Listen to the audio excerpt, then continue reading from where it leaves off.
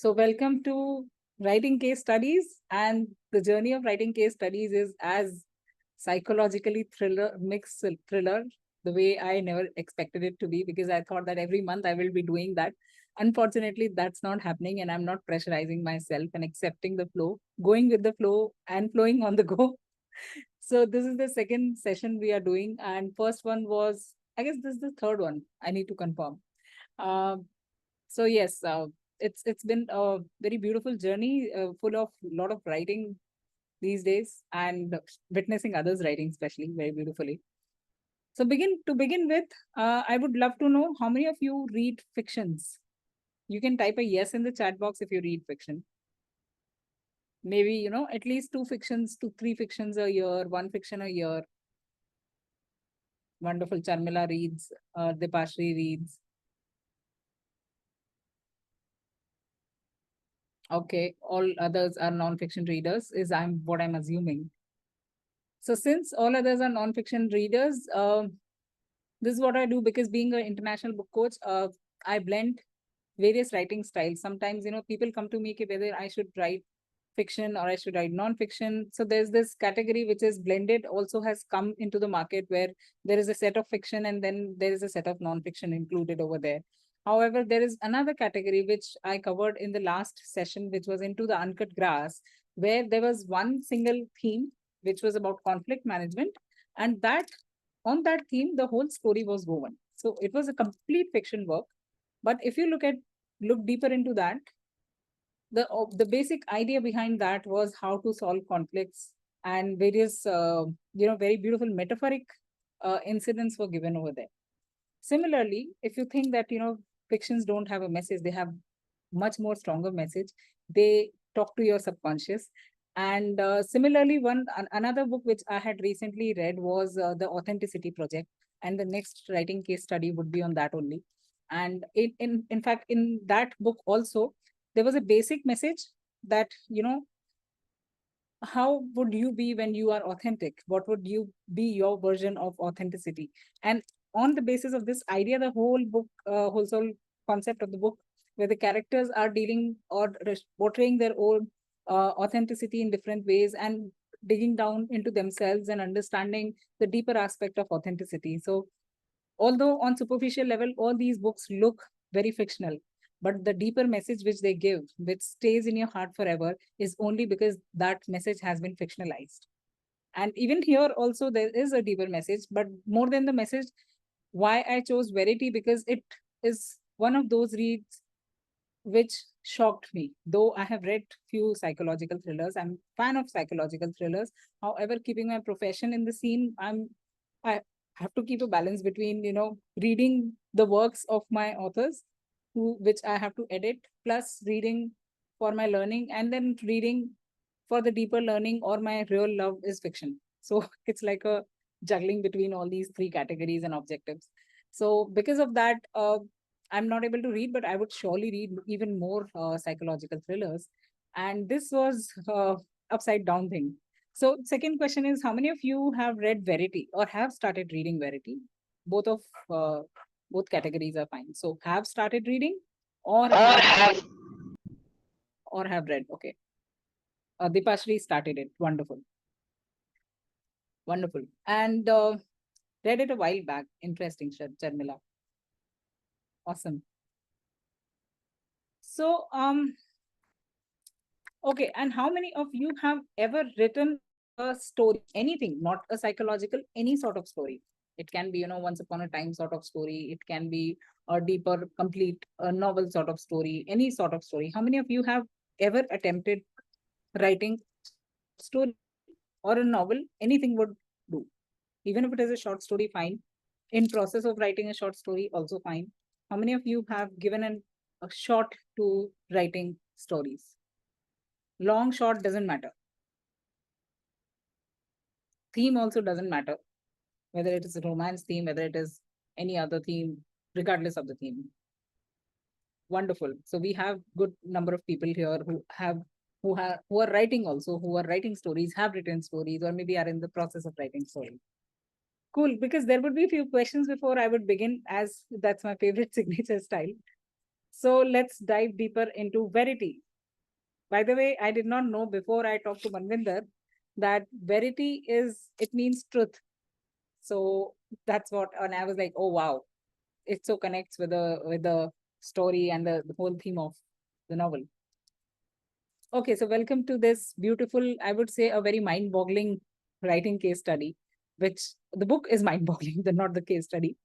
But yes, I could, thanks to this, that I could find out few of my few of the things which I never thought deeper about. The writing techniques is what I was talking about. And how I picked up this book, as I have mentioned in my posts also.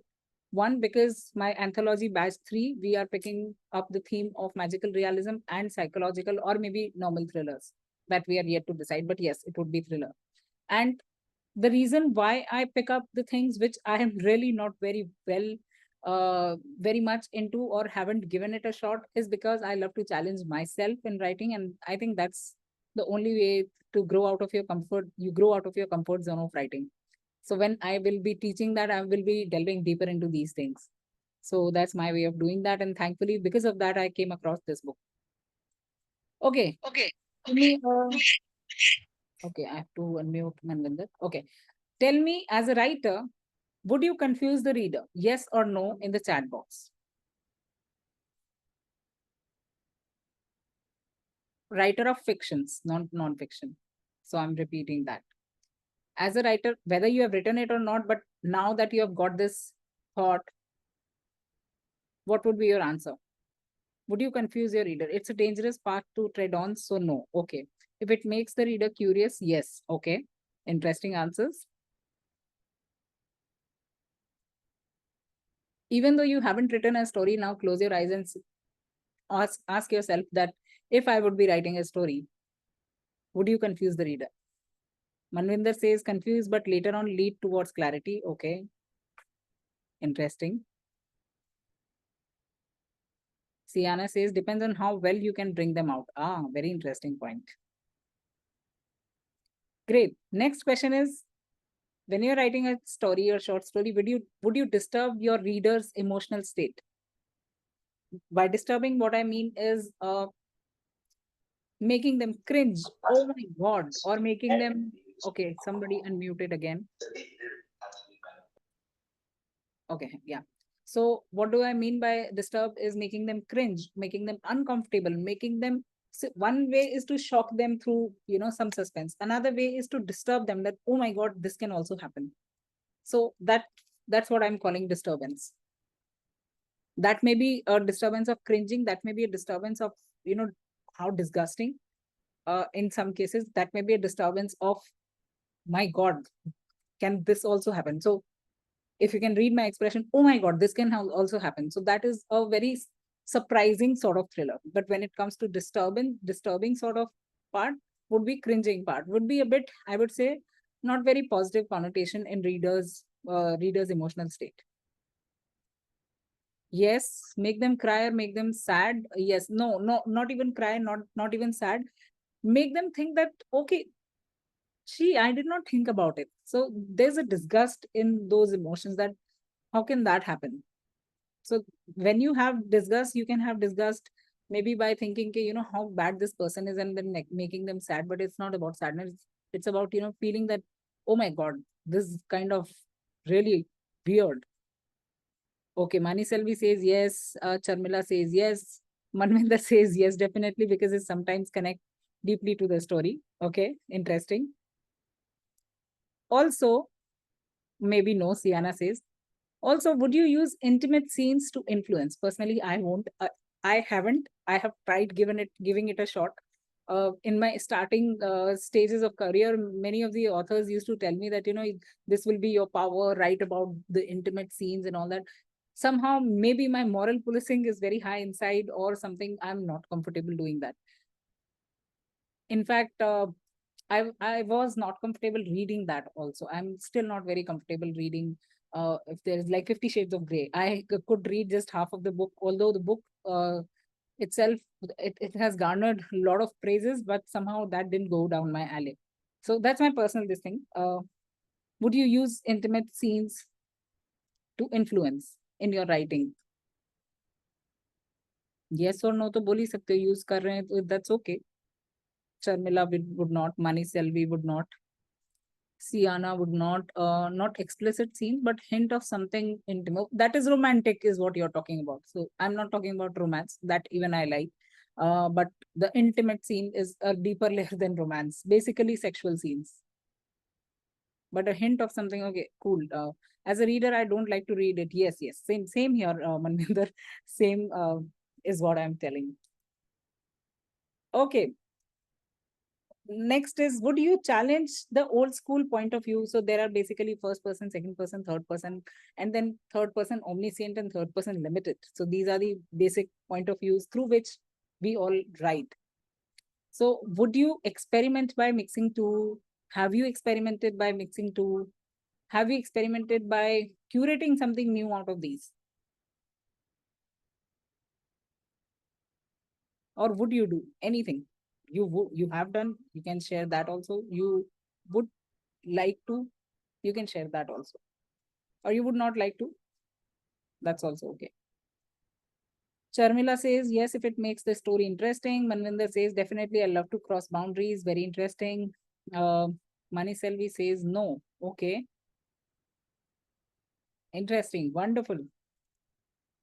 Okay, so whether you have said yes or not to all these questions, all these things are there in Verity.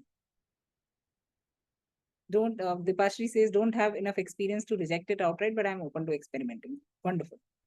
And the biggest thing which surprised me was the how I could read despite the intimate scenes were there. I read it cover to cover, and that made me rethink that, is it really about reading intimate scenes, or is it really about having a story which is stronger than the intimate scenes?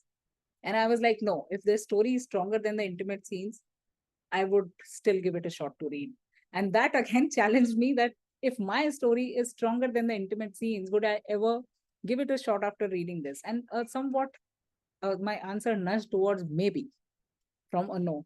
So this is what reading Verity has changed me as a writer, and there are many other things which I will be sharing with you here, that what all I observed. And feel free to discuss that, feel free to put up your point, those who have read it, whatever part you have read it. If you have read it completely, absolutely fine, you can raise your hand, type in the chat box, feel free, because I would love that to be a very interactive session, and generally I love interactions.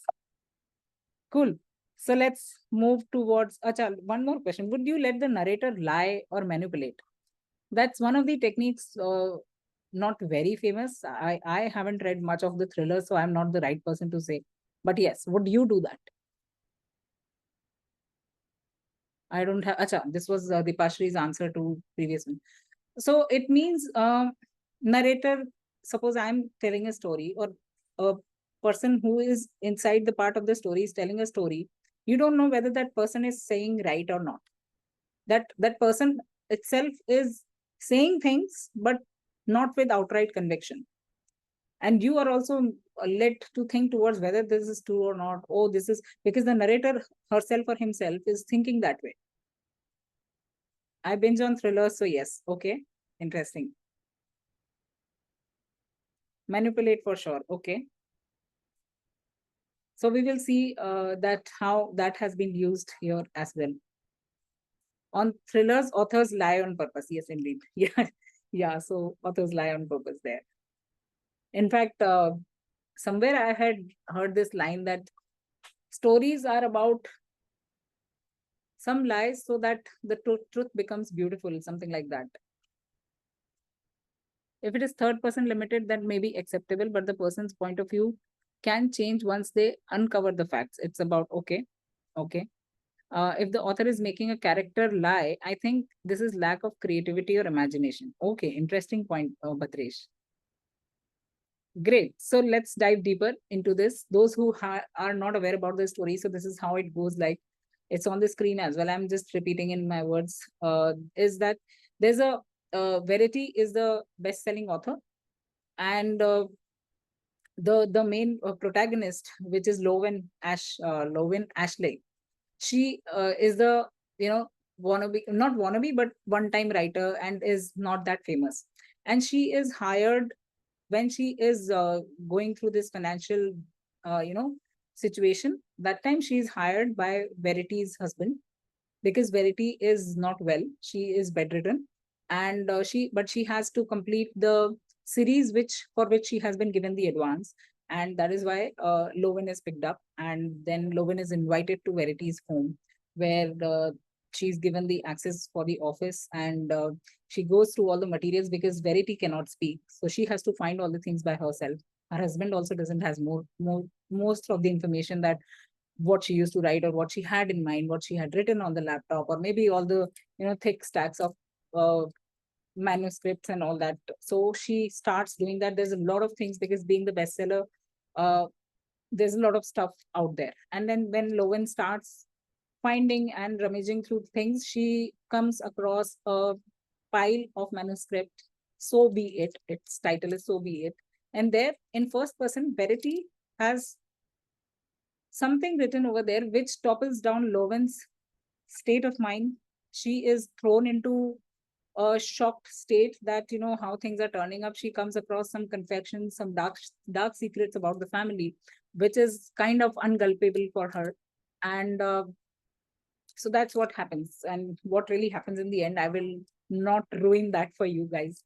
So I would still say you pick up, and I would love that you will get shocked. Yes, you love the starting line, it grips you, and that's called the hook. We will talk about the different kind of hooks, how you can have those hooks in your stories as well. So nicely pointed, Manvinder. Cool. So now there are a few things which I noticed, and your part is also welcome. Opening, as Manvinder rightly said, that Colleen Hoover is opening the scene with a lot of you are instantly dropped into the story. Now let me read that aloud, for because most of us haven't read the book. So let me open it on Kindle, and let me open Verity's first page and share the screen with you. Just 4-5 lines you can have a read, and then again we'll go back to the scene. So I'm not reading out for you. Just let's take 2 minutes till whatever length you can read.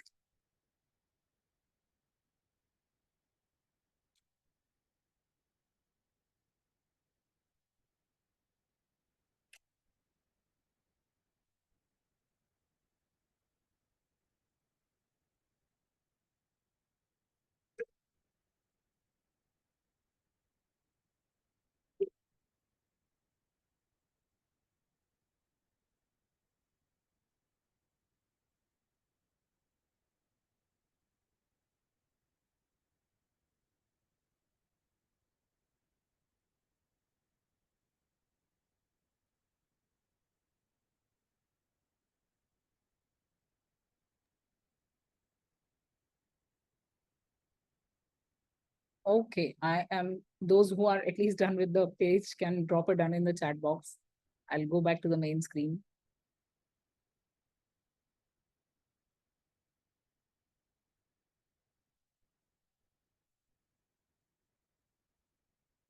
And those who are done, please type your answers in the chat box. How did you feel about it? Could you feel instantly gripped? Do you want to know more? What are your feelings as a reader?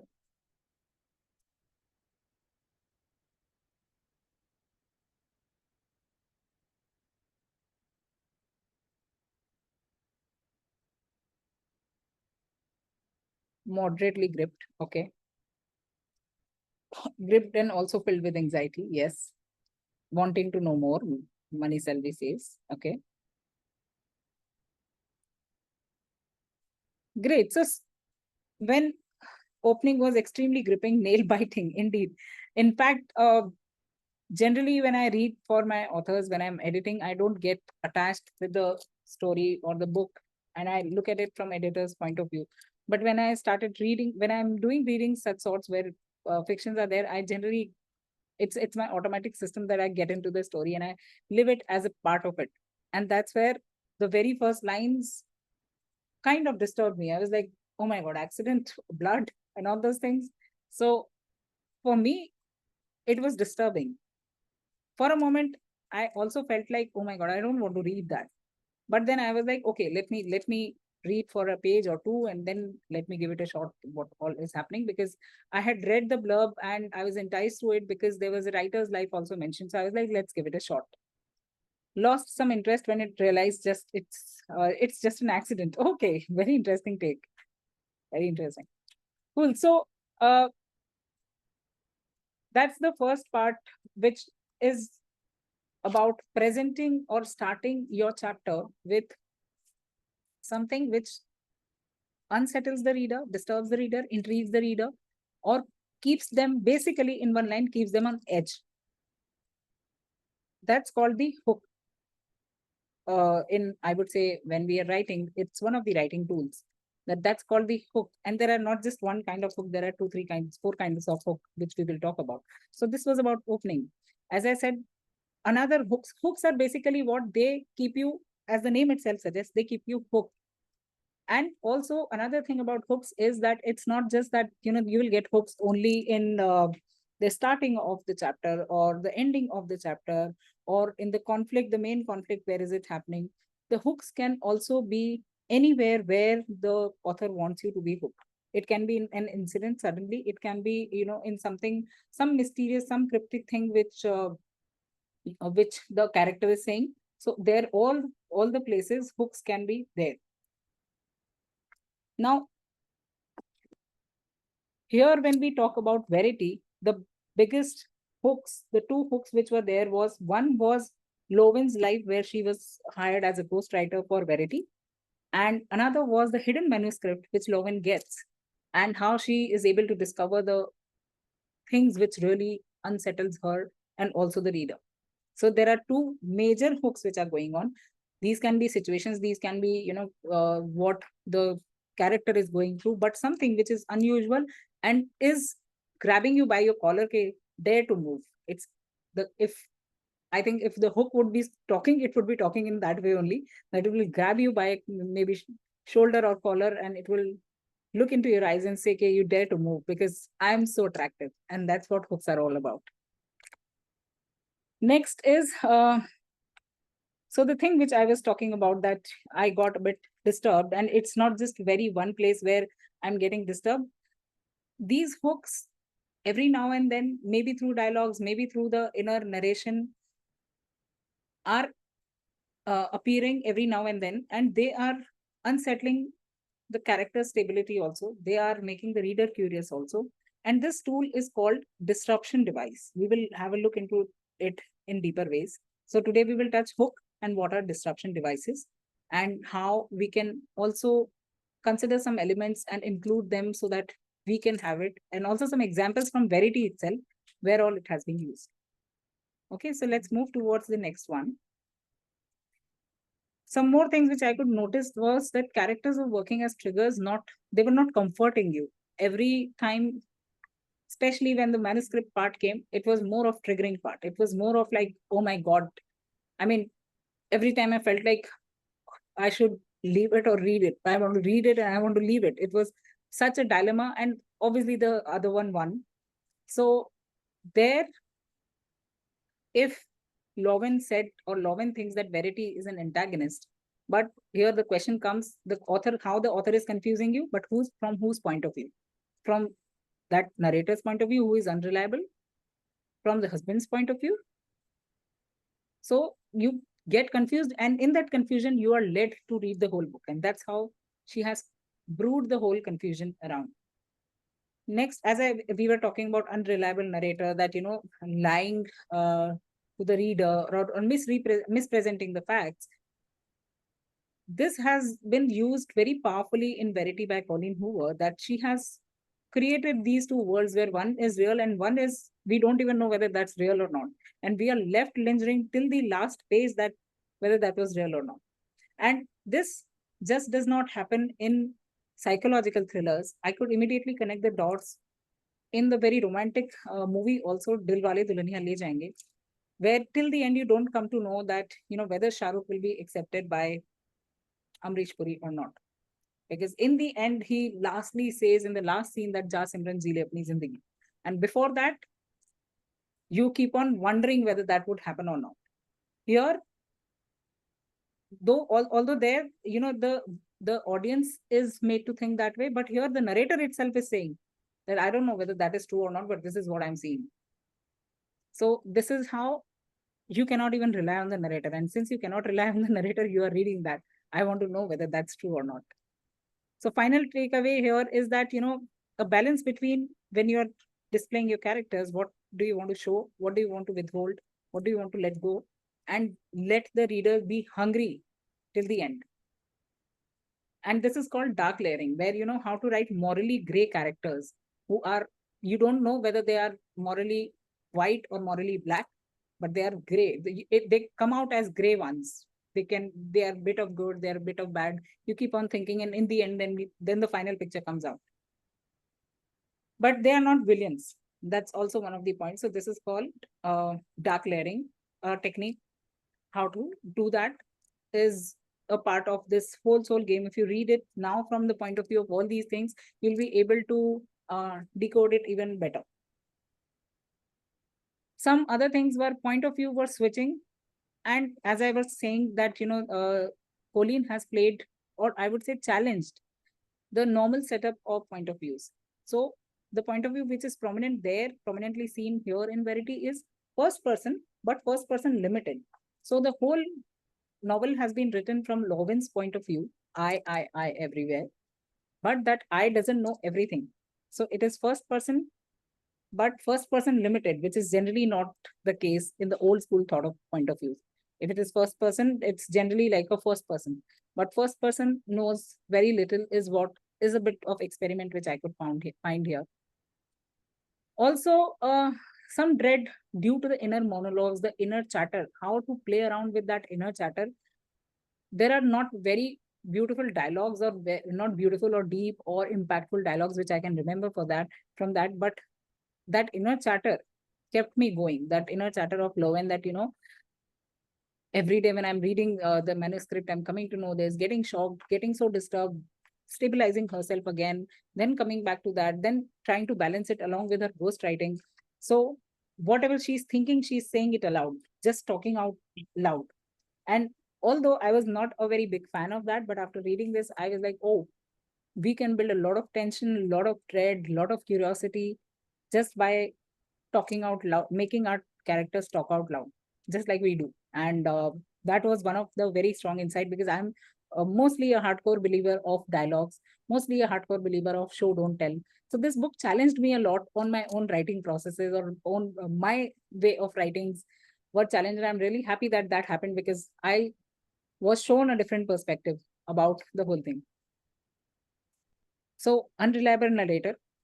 And here there's this mind games point of view has played a lot of role, because first person, then first person limited, combined with unreliable narrator. Well, first person doesn't know everything, then it becomes limited. But you don't know whether whatever they know is true or not. There, the unreliable narrator comes into the scene. So it's a blend of both, where internal voice and external events both are described. And mostly the book is also about mostly internal voice, internal dialogues.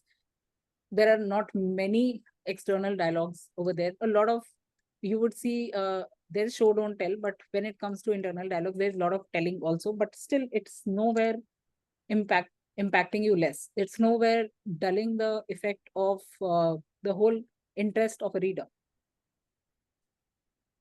Cool. So let's do the hooks. I have already told you hooks. Now, those who have read Verity can tell me what are the hooks you can remember.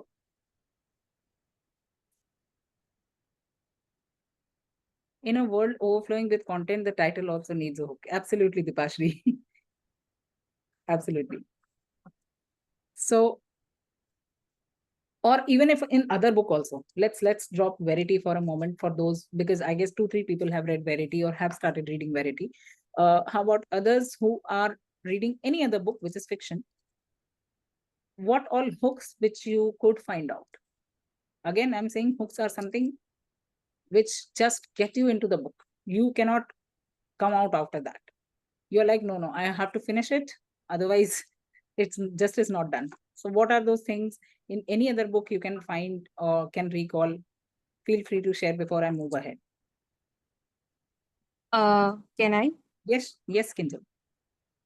So I was reading this Norwegian book by Murakami, and in the end, when you reach the last few chapters, in the last one of the last 5 chapters, one of the chapters they tell that after the main lead, second main female lead passes away, the other person wrote a few times. Okay. So and in the before chapter they are like, okay, then she's packing stuff, she's getting better and all those things, and suddenly this is said, and the reader will be like, "Arey, ye kahan chali gayi? Abhi to thi." Right, right, right. So Yes. she's packing her stuff, and in the previous letters, so there are letter exchanges, and in one of the letters, like she's getting better, and she little treatment will be done, and then she'll be all good to go. And then the next chapter starts with after she passed away, this person wrote a few times, the one who stayed with her, and you are like, where did she go? And then that makes you want to complete it. Like overall, it was a good book.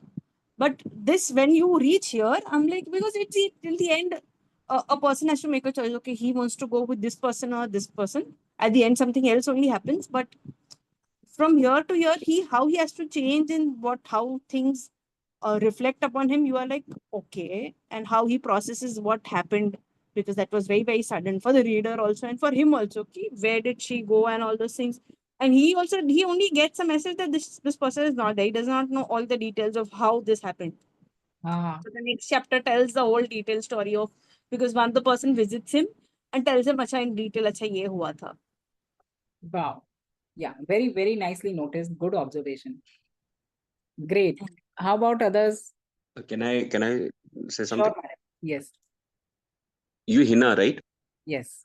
Hi Hina, my name is Manil and we are a part of the same bounce group.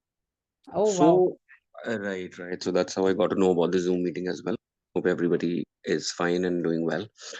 So very quickly, when you raise this question that how exactly are you hooked to a book and what exactly are the elements, these days I'm reading some book which talks about some kind of a period to which reluctantly I belong to. And this is talking about Lucknow.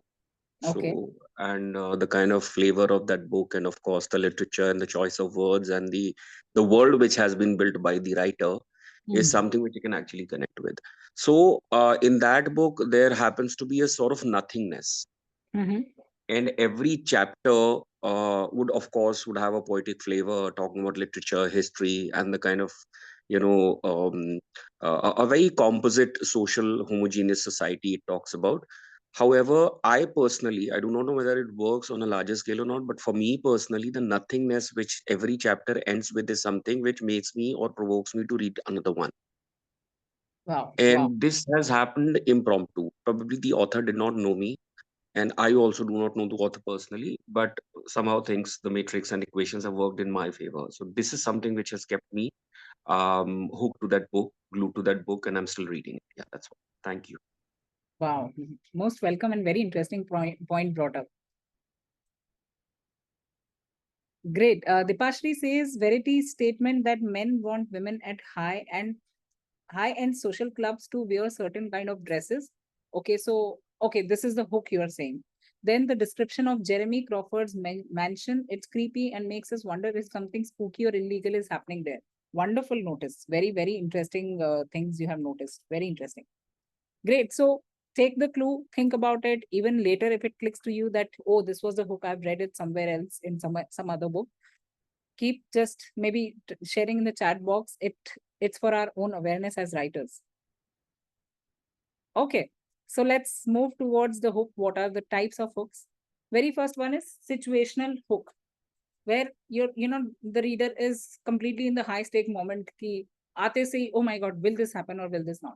So in my current my fifth book, which is co-written anthology unscripted, the first story which I've given starts from this breaking news, and Nazia Khan is leaving the writer's land. She being the best-selling author, she's leaving the land of best-selling people. And that's the very high stake for readers that, oh my God, why is she leaving? Why is she leaving that success?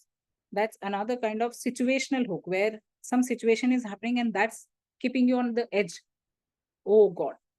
Coming back to the Verity, if you see this accident is a situational hook. One accident happened and you are immediately drawn into the world. It's like too much at stake. Suddenly you entered into something thinking that it would be slow paced and then go up. It's suddenly a bang. So that's another hook, the hook which is kind of comes very just like something thrown at you, but it doesn't hit, it just hits you in a way that you want to keep going forward. Most welcome, Manil. So let's see some examples of one examples of each sort of hook. So maybe the night I buried my husband, I also buried a secret that could ruin everything. Instantly makes you question, right? And the scenario itself that, you know, the situation of burying husband. Now, it may be metaphoric also. That may come up later.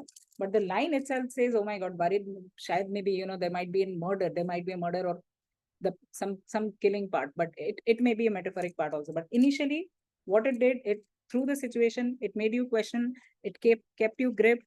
And there's a lot of emotional tension, which is keeping you on the edge. Let's see the next example. Character-driven hook, where, you know, a character is introduced with something weird.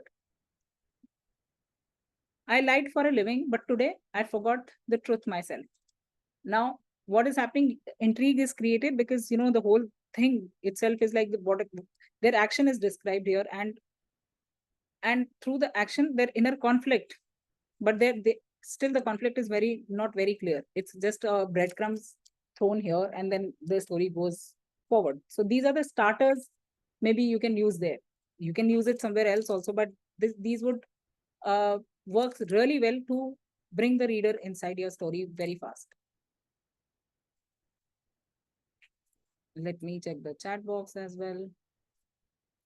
Character-driven hook, 9 hours before she decided to die. Yes. Midnight Library also has a character-centric hook where Nora decides to die and all that part. I guess you're talking about that only, 19 hours thing. Yeah, so it's that. Yeah, right, Dipashri. Yes, so that is a character-driven hook. Very nicely pointed out.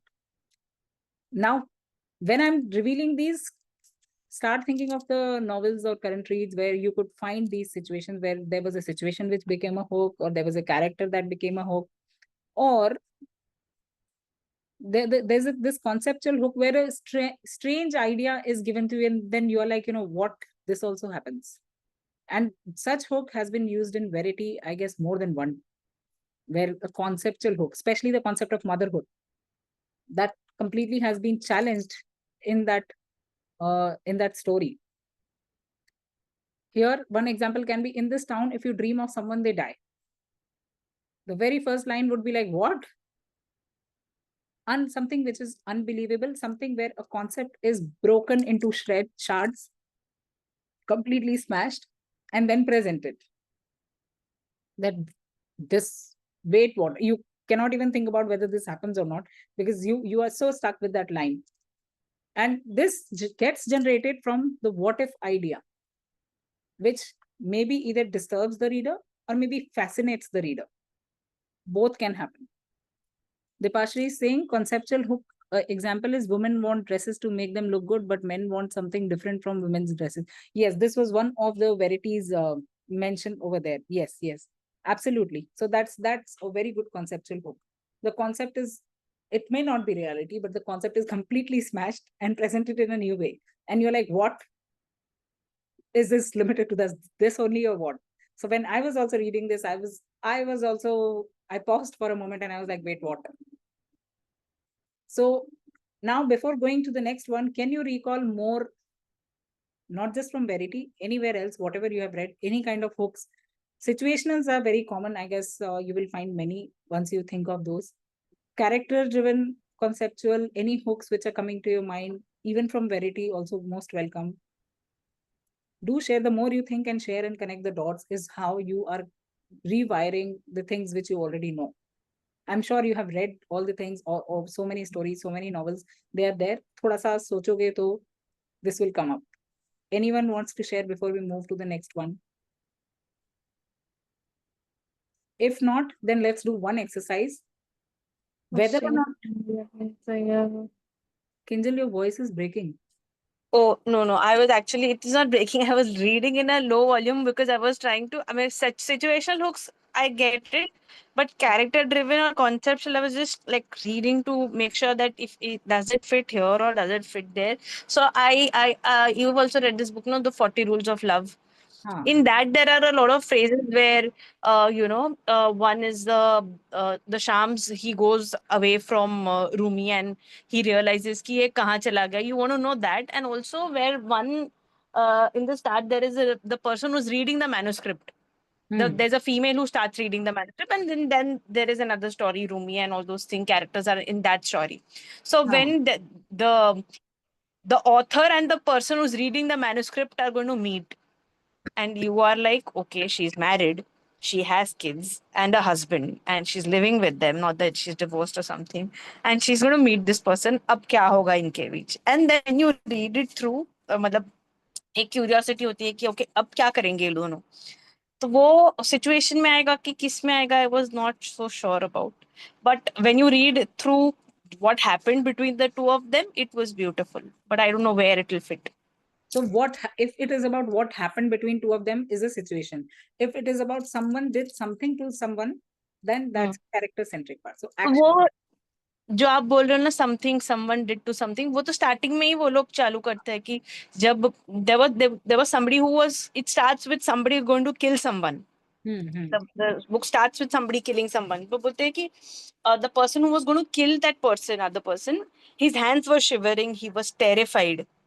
Means he did not know कि will he able to will he be in a position to complete the task that is there at hand. It starts with that character hook. Okay, very interesting. Great. Hi. Hi, Manvinder. Yeah. So can I share, or you Absolutely. want to continue with that? I can wait. No. Please do share, because sharing is what, it's not just learning from me. We learn from each other. I believe in that. Okay. So there is a very famous book, A Man Called Ove by Frederick Backman. And the first line uski bhi yahi hai, behind every grumpy old man is a story worth knowing.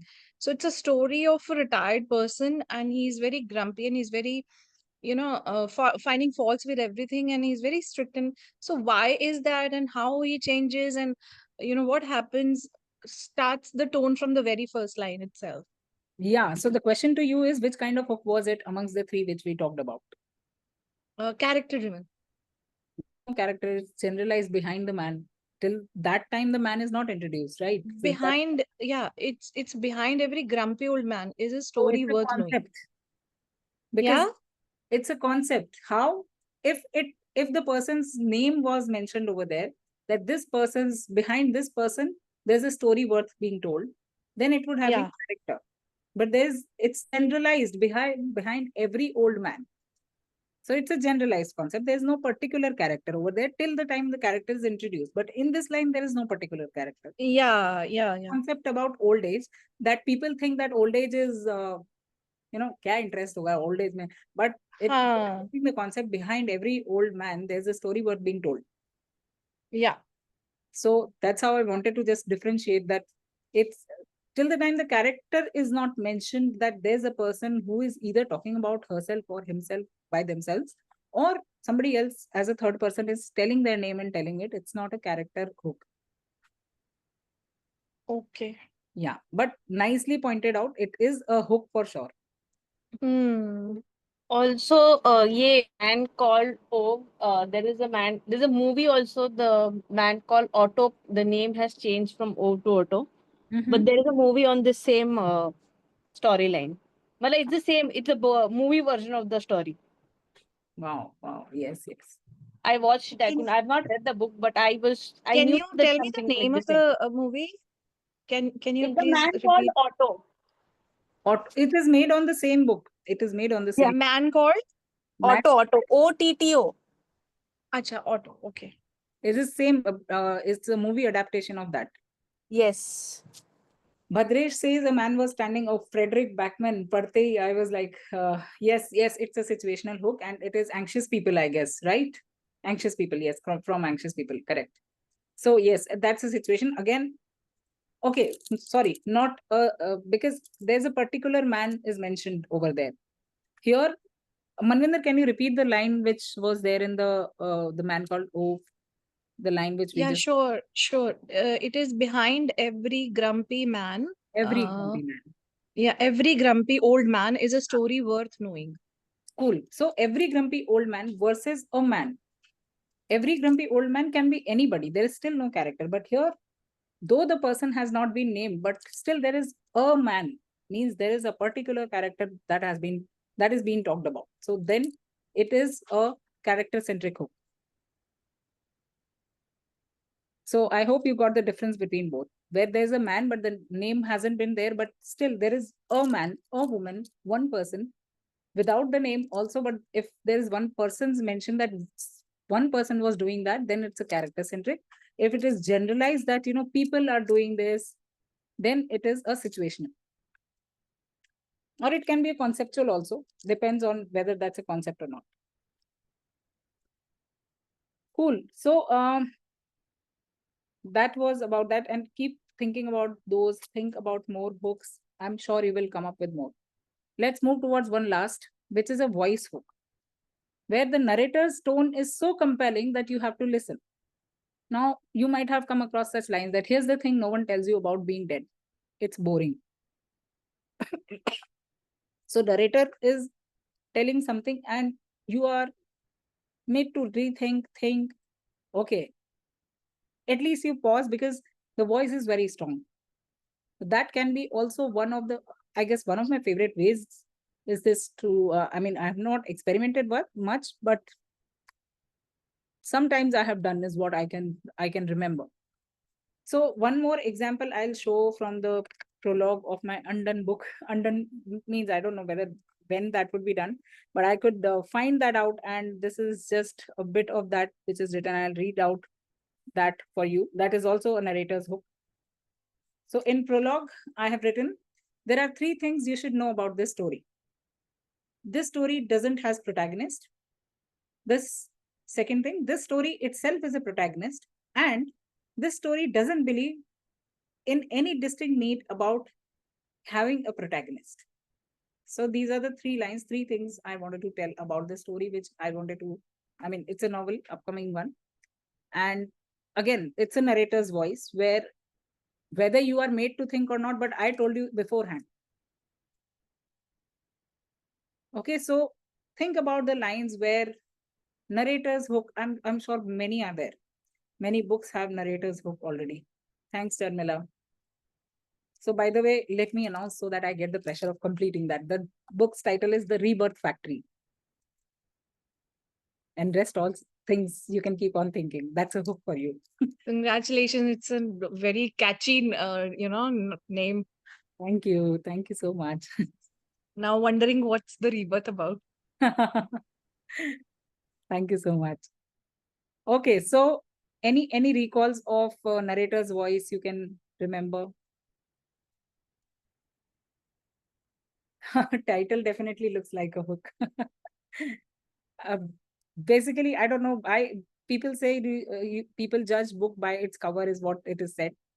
So that's a conceptual hook I'm bringing up. People say that book is judged by its cover, but I judge a book by its title, and that's the truth also. That's how I do, and that's why even whether it is my own book coachings where 40+ people have written books, every title is captivating, and I'm very proud of that. That we brainstorm till the time the final title is sizzling one, whether it is unscripted or any other you pick up and see. And I'm betting that, I'm the title person. I don't know how, but that's the conceptual hook I have served just now. Okay, so let's do one more exercise before we move ahead. Whether or not you have written a story, just think of any of these hooks and make a line. I mean, write a line, the starting line. It can be a situational hook. It can be a character hook. It can be the narrator's voice hook. Or it can be what was the conceptual hook. Conceptual, situational, character, or narrator's voice. Anything it can be. And yes, Kinjal. Sorry आप बोल तो फिर मैं पूछना था मुझे hook का हाँ. बारे में, तो आप कंप्लीट कर दो उसके बाद में पूछती हूँ. Sure. So Just make sure don't write the what kind of hook it is, because let others guess. So please type your answers in the chat box. Meanwhile, I'm answering Kinjal's query. So that my story in unscripted, it's that none of this would have happened if I wouldn't send the message. That's a hook, right? Yes, absolutely. With what kind of hook is that? You tell me. I feel it's the last one which you said, जो narrator's compelling thing कि तुम्हें पढ़ना है अभी उसने क्या ऐसा भेजा था जो तुमको जानना है. What was it that ruined everything? Something like that. That line starts only like that. None of it would have happened if I did not send the message that minute.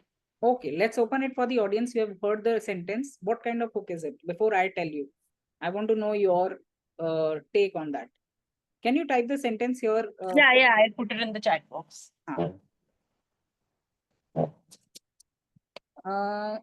Dipashri says situational hook. Okay. Narrator's hook. Those who are saying whatever you are saying, you give me the reason for that. How it is a situational hook, how it is a narrator's hook, so that we clarify the concepts even better. None of it would have happened. It's Yeah. You want me to type? None of it would have happened. Yeah. If Kinjal, आगे बोलो. Character hook. Yes, character is responsible for what happened. Exactly. Situational hook. She's talking about something happened, but she's talking about something which she did. None of it would have happened. If आगे का sentence वो बोलेगी तो I would clarify. If I wouldn't have, I guess she went on mute or what, or am I audible to all? No, I am on mute. Sorry. Sorry. None of it would have happened if she hadn't sent that message out of frustration to her brother-in-law that night. If she hadn't sent the message, let it be till here only. If she hadn't sent the message, Out of यहीं तक ही frustration. रहने दो. ठीक है. ठीक है. So now, okay, I haven't posted it. Very सोच रही थी. So none of it could have happened. Now see, again, look at it and see if it is a situational or a character. Conceptual क्यों नहीं है? Let me answer that meanwhile people are answering. Conceptual में concept होता है, right? So conceptual नहीं है. Narrators क्यों नहीं है? Because see, narrator is never tells about कि what did they do. They tell about a normal thing, normal situation. Let's see the difference between conceptual and the narrator's hook or the voice hook is what we would say. So the example of, let me convert the voice hook, the concept hook only or the voice hook only to concept. Here's the thing no one tells you about being dead. It's boring. That's the narrator's hook, right? When we convert it into a conceptual hook, it would be somewhere like breaking a myth about death. So everyone says death is the end. But for me, it was the beginning. So here, the character is not doing anything, okay? So it's not a character hook, but there's a concept about death, that death is something dreadful and the person is breaking that myth. Just like when I said that people judge a book by its cover, but I judge the book by its title. So it's a conceptual hook. So that's why when Kinjal, you said narrator's hook, right? Narrator's hook. The situation के बारे में उनका opinion क्या है? That would be narrator's hook. Like the one which I read for my own book, the prologue of the book, you may not have thought about that कि protagonist है नहीं है, but I'm already making an opinion about my book, that this book doesn't have protagonist. Maybe for you there are protagonists. Maybe once you read it, you will be coming back to me and telling me कि क्या Heena यार, you are telling there are no protagonists. I saw that this was the protagonist. इसका story बहुत अच्छा था, इसका story ज़्यादा चल रहा था. Whatever reason you are giving to me, but I, from my point of view, being the narrator, I gave you the verdict. So there is no such thing happening in Kinjal's sentence which I have just posted there, right? So that is why it is not narrator's tone. Any confusion in this? नहीं समझा. Cool. Situation focus seems, so in first line it is situation. None of this would have happened if I wouldn't have sent the message. So actually it can be a combination also. If you want that, situation is none of this would have happened, so happening is situation, but basically the character is talking about herself, her own actions. So it is a character one. But as if you're considering the happening part, we can still consider that it is a blend of both. I or she hadn't sent the message. Yeah, she has converted into she, but generally mistakenly I said I. Yeah. Cool. So that was about the hooks. Quickly type in one of the hooks, as I guess you might have typed till the time I was talking to her. So quickly type in one of the hooks which you can create on the spot. It can be character hook, it can be situational, conceptual, narrator's voice. The memories were frozen now, just like the tears in our eyes. Guys, time for us to brainstorm and learn more. What kind of hook is it which Manvinder has posted?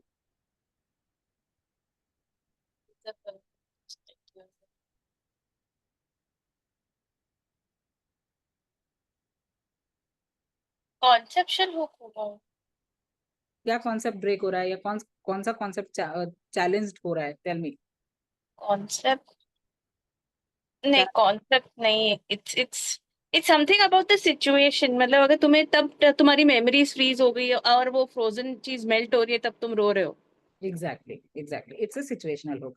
Why it is not a character hook, Charmila? Because character is not doing anything here. It's just tears coming out of eyes. The focus is on memories got frozen. So focus is on memory ka situation. And just like is the metaphor for tears in her eyes. Does first person or third person change the type of hook? No. The hook can still be same, like I or she. That is her point of view which she is choosing. So that's nowhere a hindrance, or I would say that's nowhere breaks the flow or the impact of the hook. Point of view is nowhere directly connected with the hook you are presenting. No direct connection. Most welcome. Dipashri says, I've used one in my blog. You have thought of committing suicide, or maybe you are thinking about it right at this moment. Okay. So how it is a hook? Tell me. Because there's no concept which has been challenged is what I'm seeing. One I can see. Okay, what kind of hook is that? Dipashri, according to you, what kind of hook is that? And according to others also. Let Dipashri post later, but others, if you want, give it a shot. What kind of hook is that? Narrator's hook, yes. Because then you are giving an opinion about a situation. That situation can be yours, that situation can be somebody else's, that situation can be a global situation, but it's your opinion when it is coming. It is a narrator's hook. Cool. How about others? Flex your writing muscles, please.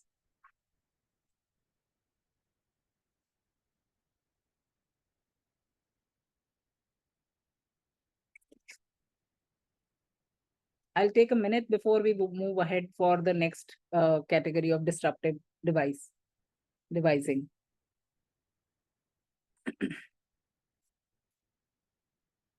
Let me, yeah. The thing about running is that no one tells you whether they are running from themselves or for fitness. Oh, wow. Kinjal, if you just created that, that's so wonderful. And time for others to flex up your muscle and I tell just created it. wow, marvelous. Wonderful. Thank you. ये मुझे मैंने अभी Instagram पे एक story डाली थी जिसका वो था एडिटेड. कभी खुद को भागते हुए खुद I don't know. I have to find that thing. I understood the gist of that कि कभी खुद से दूर भागते हुए या something like that. खुद को पकड़ा है क्या? खुद से दूर भागते हुए कभी खुद को पकड़ा है क्या? तो उसी बेसिस पे I wrote this. Wow, very beautifully mentioned and very beautifully connected also, because the same way में नहीं आया है. Still, the way you have presented it, that's where the authenticity comes into the scene. But this is like the narrator wala thing, right? Which I wrote. Yes, absolutely. It's a narrator's hook. Great. Anyone else wants to give it a shot? Anything which you can recall, or you want to type and practice your writing muscle, strengthen it? Wow, Charmila has sent, I'm not a good girl and I don't want to be known as one. Good one. What kind of hook is it? Others, please guess, and then Charmila will answer. I'm not a good girl. Kinjal reads out aloud. Dipashri says, why are some doctors, especially nutritionists, fat fat or diabetic, given that they know the cause of obesity and diabetes? What are these two people? Which kind of hooks they have given? Charmila and Dipashri, what kind of hooks they have given? Sharmila has given character hook. I am not like this. I don't want to be one. Okay. How about others? And Charmila will answer whether they are correct or not. Because when she came from a point of view, it's her copyright on that she will answer. Okay, Dipashri has answered for her own self, or she's answering for Charmila? Heena, Charmila's could be considered either a character hook or a narrator's, considering that she's the one who's narrating it. Okay, so could let also me be considered. clarify. Narrator's hook is not about the narrator is narrating, that is why it is a narrator's hook. It is where an opinion is given about something. Maybe if she says, I'm not a good girl, and who said that everybody wants to be a good girl? Where is it? Then it's an opinion she's giving, right? Then it would have been a narrator's hook. But here she's only talking about herself, which is a character hook. Yeah. Okay, so what about Dipashri's? You have already answered actually. But it can be an opinion sort part also, the narrator's hook, where you are giving the opinion also in form of a question. Dipashri's is narrator's hook, yes. It can be conceptual also, because concept is generally you think that doctors should be that way, but it is not that way. So she's questioning that. But yes, narrator's hook is the one. Dipashri, what did you think when writing this? Narrators or conceptual? You thought concept? Yeah, so this was actually that blog that I wrote, Slim Chance of Slimming Down, questioning fat myths about obesity. So it was not a fiction piece, it was a non-fiction one. So I would say this was a conceptual hook. Okay, wonderful. Sometimes there may be an overlap, like Bhadresh is saying narrators who can, the point where Dipashri is coming from is conceptual hook, but they are somewhere bit close, because concept and narrator's advice or narrator's opinion can overlap at times. Okay. Okay. So this was all about hooks. Keep on looking for hooks. They will grab you by your collar or grab you by your shoulder and will look into your eyes and say, dare to move because we are that attractive. So in a human form, this is what it would look like. Okay, this talking about disruptive devices. It's basically a story starting tool. Don't read into the book a photo tha aisa ka aisa, isme aisa kuch bhi nahi hai. So please don't get distracted by that. And which throws, from the first point, the protagonist is shaken. It's like, oh my God, my life is completely shaken. That sort of hook in the start. It's a starting tool. It introduces a grand shift, which is not just, a subtle one ki okay, dheere dheere change ho raha hai. It's suddenly, as I say, throwing a bomb. That sort where, either it is an emotional upheaval or it's a situational upheaval, or there are some psychological stakes which are going on in reader's mind and as well as in character's mind immediately once you enter into the scene, just like in Verity it happened, the accident scene. And that shakes you. Suddenly you're picking up the book and you're entering into, imagine the scene where you enter into the TV and it's like so much of chaos inside the TV. So it's just like that disruptive device. That's a tool of starting your chapters, and it plays well to grip the readers. And it really works well these days because of our 30 seconds attention span. The core principle of it is that the story doesn't start where it has to start actually, where the life is all good and rosy. It starts from the thorns. And now you may recall many other apart from Verity where the story is starting from the thorns. Example, she opened her eyes and realized her hand and feet were bound to her chair. Yes, very interesting one. It's sending shiver down my spine and making me stay at the edge of my chair. So yes, definitely. How about others? Can you recall anything where the disruptive device technique has been used? Many books are there where immediately you're drawn into that. First scene pe ya first line pe, you're like, oh my God. One of them I'm again repeated my unscripted story is also breaking news, and then Nazia Khan leaves that. So that again is disruptive device that has been used? So, can I say? Yes.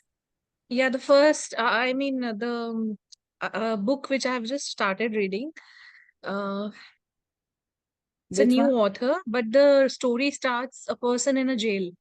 Oh, So okay. immediately you are gripped कि ऐसा क्या हुआ, and she's cool about it. कि yeah, as she might be expecting कि हाँ ये होना ही था, but it grips the reader कि यार एकदम से वो जेल में कैसे चली गई, and Absolutely. she's cool about it. So this was a very, disruptive thought है ना कि एकदम से वो जेल में क्यों है lady. The flip side cult you're talking about, right? Yeah, that one only. Yes. Yes, very interesting and nice observation. Can I say something? Yes, Manil, please. Thank you, Heena. So I read this book in Hindi during my college days. It was about Acharya Chanakya, and it costed me $4.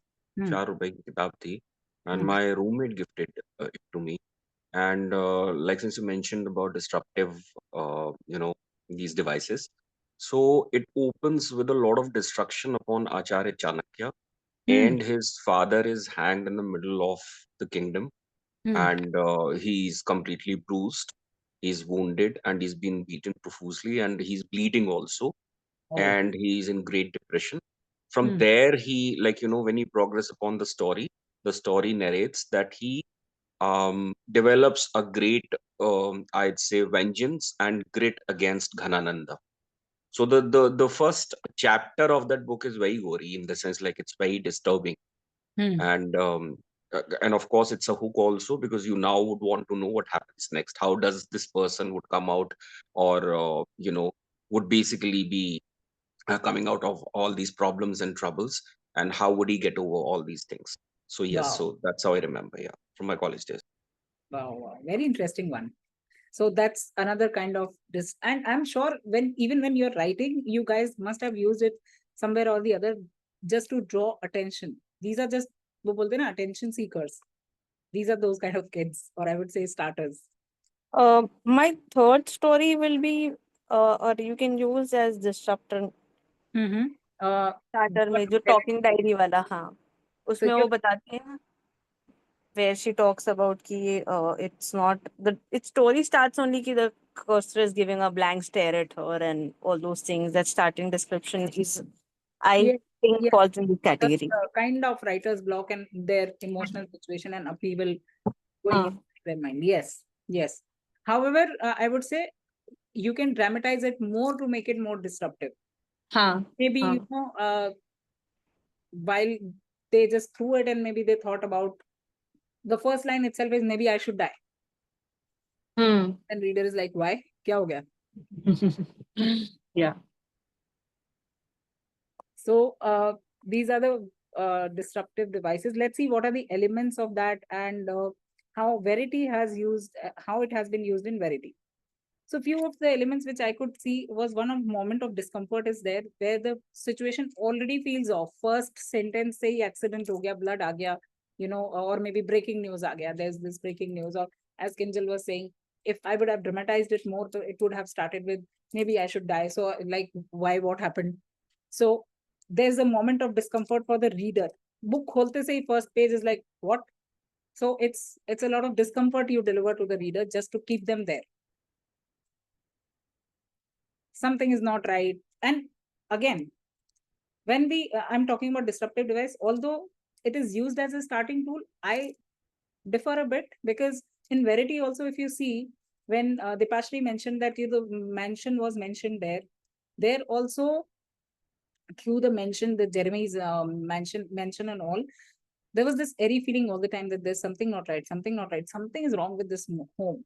So in the whole narration only, I would say, when the situation was described, when the home was described, when her inner talk was going on, when her inner narrative was going on, I guess those who have read Verity or have are in the process of reading Verity would agree with this part, that there's a lot of disruptive device that has been used over there. Dripashri says the slate gray color and spiderweb design on the gates. Exactly. Oh, very nicely noticed. I have forgotten that. Very nice observation. So that's how every single thing. Now, if you omit that part, it's omitted. But since Dipashri remembered, this is how it hooks you. It's the example of that. Sorry, I took it back. Yeah, next is you underpin the emotions. It's like, just on that board when you pin something, it's like ekdam pin kar diya first sentence pe, pinning some emotion. It may be fear, it may be shame, it may be guilt, it may be confusion, it may be a fiery sort of creative curiosity over there, but it would be something for sure over there. On the last day of my sophomore year, Bhadresh says, it was hit in the face with a baseball bat.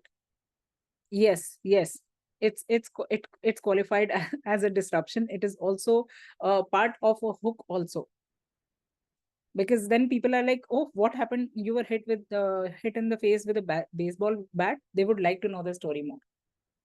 So in non-fictions also, it has been used, very wonderfully brought to the notice, because I never noticed that part. Wonderful one, nice observation, Padresh.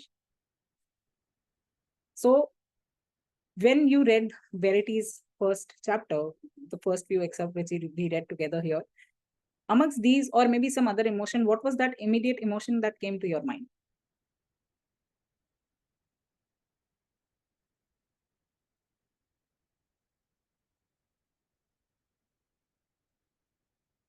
What were the emotions that came to your mind? Okay, meanwhile, Dipashri says, Verity predicts that Jeremy will come for her given that her dress fulfills the requirement of what kind of dresses men want women to wear. Her confidence is shown here. Yes, so, I mean, where are you connecting this with the moment of disturbance, moment of discomfort is what you're saying? And for others, what kind of feeling you felt when you read the first page of Verity when I shared it on the screen? No, so Heena, I was, giving this example for revealing that emotion. Like generally, women are not able to predict that easily whether a man will want them, but her knowledge of what kind of dresses women would wear and what kind of dresses men want them to wear, and then she says that my dress is a yes, yes, and a hell yes. So Yes. that is when she knows that Jeremy is going to come for her, and she doesn't have to look desperate and try to grab his attention. So Okay. So you are connecting it with that reader may become disturbed by this fact, reading that, like, reader may become amazed by this fact. How can a woman predict this? Like this is this is the first time I'm hearing of this Right. kind of prediction. Right. Maybe I've not read those types of novels too much, but even I haven't. For me, it was more of like, oh, is it just limited till this only, or what if the narrator's voice is true? So I was like, yeah. if this person is saying true, that is it just limited to that only, or what? Or I was thinking so high about all the things all this while. So for me, it was like kind of a shock. Yeah. So that's why this kind of caught my attention. It filled me with amazement. Ki, how can someone predict based on this one fact? Yeah. Wonderful. Very nice observation. Cool. So no emotions were felt when you read Verity's first page till that time when I was talking to her. You can type your emotions here. There is a mystery or trigger drop. When I say trigger drop is you get triggered since the moment you enter inside the scene, right? It gets dropped gradually. One way to pick up the plot points is starting from the plot point and gradually moving towards plot point 1, plot point 2, plot point 3, 4, and 5, so on and so forth. Another way here, disruptive device, when it comes, definitely you are picking up at least something from either rising action or something from maybe the major conflict. And then the story either moves backwards or goes forward, depends on how you are taking it forward. But there is a drop after that. And similarly, in Verity also, gradually the story drops and things start getting settled down. She reaches, and then her poverty, not poverty, her financial crunch is shown over there. So, and then all these triggers, that she's disturbed, that she has seen accident, she on the same day she has to go and get interviewed by a publication house to be hired as a ghostwriter. 1 week back she has lost her mother. All these triggered things come to a drop when they offer her a ghostwriting project. So there's a shift in the energy through some incident, through some object, through some person that comes over there. That is a part of disruptive device. So this is how the structure of disruptive devices. It's not just the You hit with one sentence and you go away. You make a momentum with these steps, or maybe, the steps can be up and down. After that, after the moment of discomfort, there may be a trigger drop. So the sequence is not what matters, but the elements, if you include it properly, then there's a proper structure, or I would say proper net for reader to grab them into.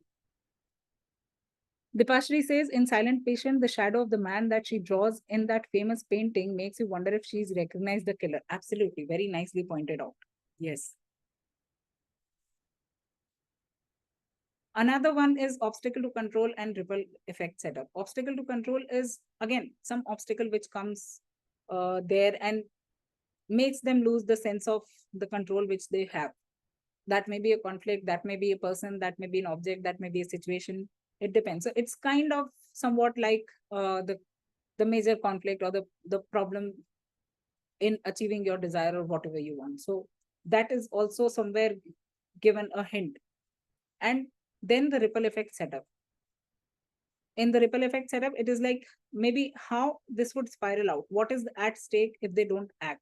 Now, if you look at all the 5 elements, it's almost covering 5 plot points, almost. I would not say the starting, the exposure part, but yes, when the trigger drops in that moment, somewhat the exposure part is also picked up. So when I looked at the whole thing and I researched about disruptive device, and this is called disruptive device, what I could understand from my point of view was that it's not just about starting, it's not just the starting tool, it's the whole momentum, the build up, the setup, and how you take it forward. Rather than going from A, B, C, D, E plot points, you are picking up something, picking up threads in between, and then joining them together in the end is what is the whole concept of disruptive device is all about.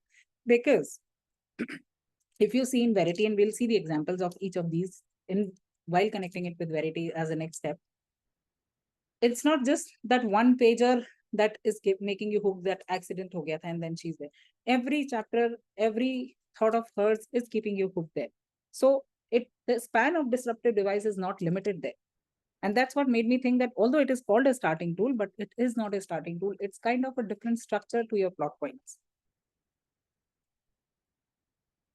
Now let's connect in Verity. Moment of discomfort, when she's broke, grieving over her mother, she didn't meet with an accident, but the blood came on her, and she saw the accident so near, at a very close distance with the person, and she was disrupted. The whole blood came on her shirt and everything, and on her skin, and she's disturbed because imagining that itself is very disturbing.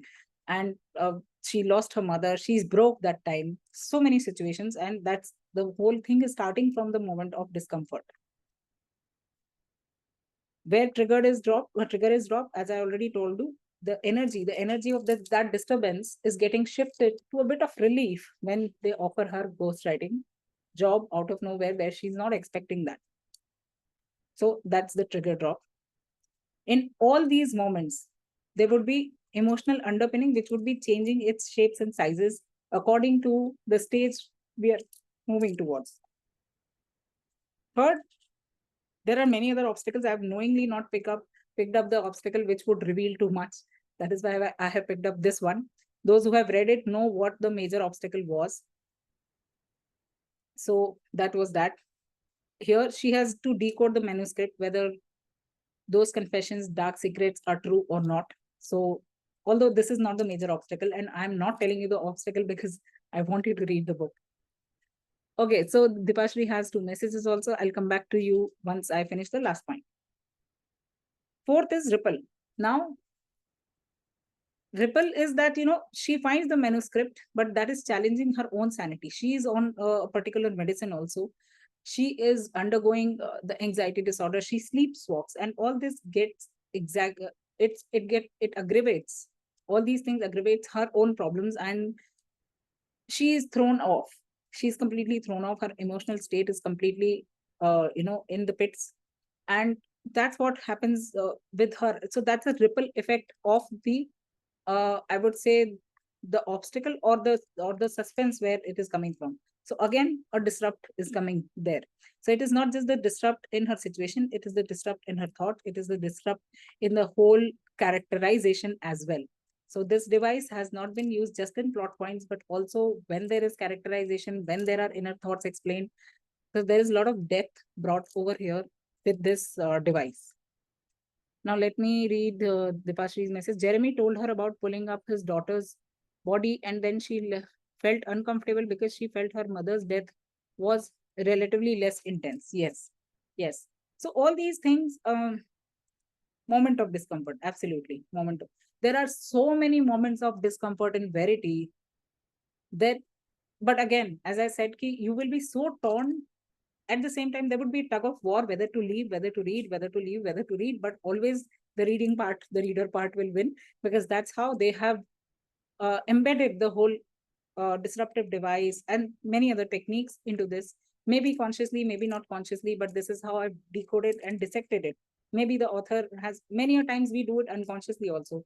Being the storytellers, reading so many books, it comes generally also in you. I'm very sure many of you might have written stories better than this, equivalent to this, and have already used all these things.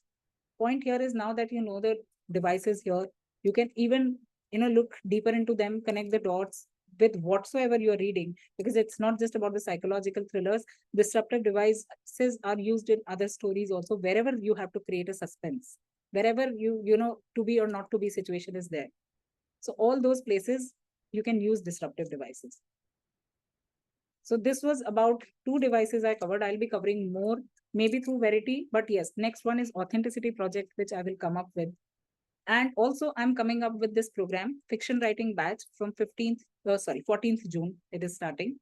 And it would be, okay, so all details are there, why do I need to remember? So it would be a 1.5 months, not a course. You will be publishing a book under my guidance, a complete novel. And 45 days, why not 1 month? Because non-fictions, I would say, are faster to write. When it comes to fiction, there is a bit of characterization which needs to be dealt, and then it is a to and fro between me and the writers, and there's a lot of editing which goes into the scene.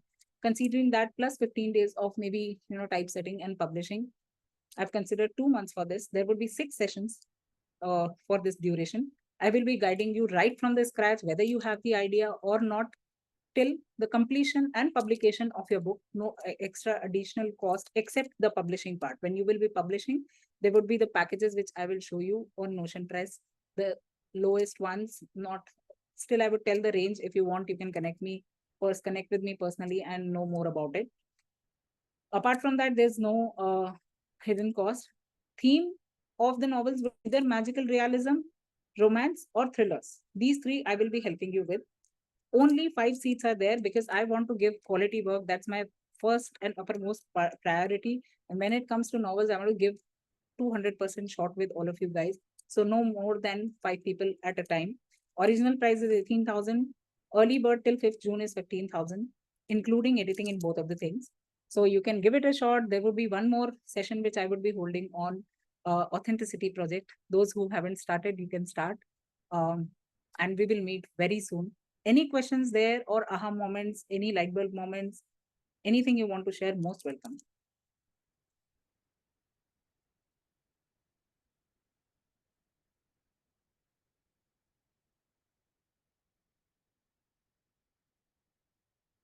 There's a lot of I have a question, if I may.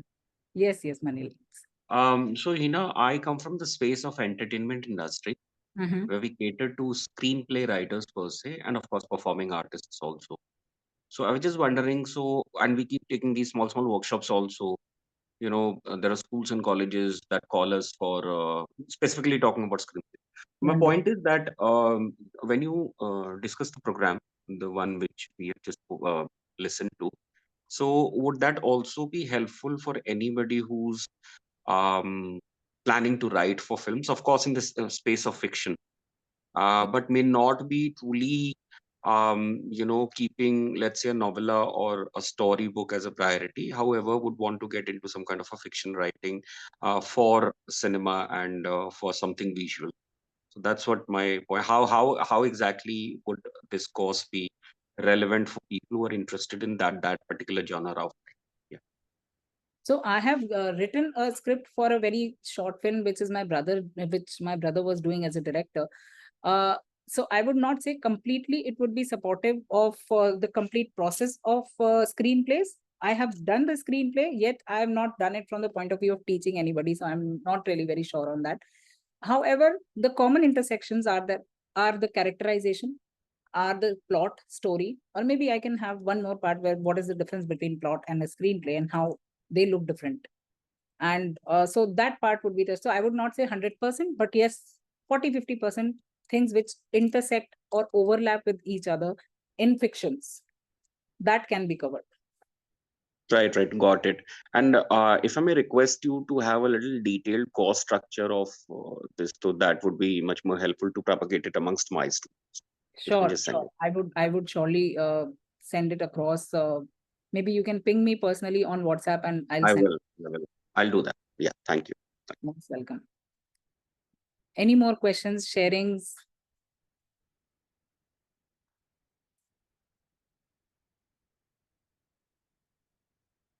Nothing, then okay, what is your first wonderful take from this? And then we can wrap up, which is very useful for you. Just maybe you can unmute or talk about, or you can type in the chat box. The longer the story, the more hooks we need to go. We need throughout, starting with the title. Also, the title Verity did not attract me at first, but now I'm hooked. Yes, Verity, to be very frank, it did not attract me as well. When I started reading the book and when I came to know it's a character, I was not still very attracted with the title. I was like, why the book has been named on Verity? I was still, and I'm still questioning that. I'm still not out of that zone. But when Manvinder told me one thing when I was discussing this book with her, and she told me that, you know what, Verity means truth. And then it started making sense to me. Oh, yes. Okay. Then the theme is somewhat similar to maybe, okay, then the name is fine. Oh, wow, Manil, you got to know what you don't know. Very interesting. Great. How about others? What is your takeaway? Yes, what did you get to lot? Because you're already a wonderful writer, Charmila, by the way. Her stories in Unscripted are so wonderful. I'm going to, anyway, I was coming to you, but let me mention that publicly to praise you as a token of thanks, that, or as a token of respect, I would say that her stories are so wonderfully written that I'm picking up one of the stories with her permission to introduce in my anthology part 3, which is going on right now. And we are doing magical realism. And I was just considering this fact that I'll ask Charmila whether I can introduce your story over there, just for them to read and do the prep work. So very interesting. Sienna learned 3 types of hooks. Very interesting. Marvelous. I'm sure that you will be using those in your stories which you're currently writing. There are 4 actually. Situational, character, conceptual, and narrators. Thank you so much. मुझे यही permission मिल गया. Okay, so thank you to each one of you. I really enjoyed the session, especially the interactions from you guys and the brainstorming. It was equal win-win for me because I learned a lot equally from you guys. So thank you so much. We'll meet again. I'll announce in the groups about Authenticity Project very soon.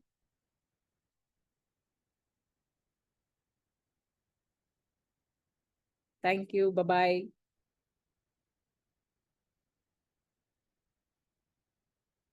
Yeah, thank you. Bye-bye.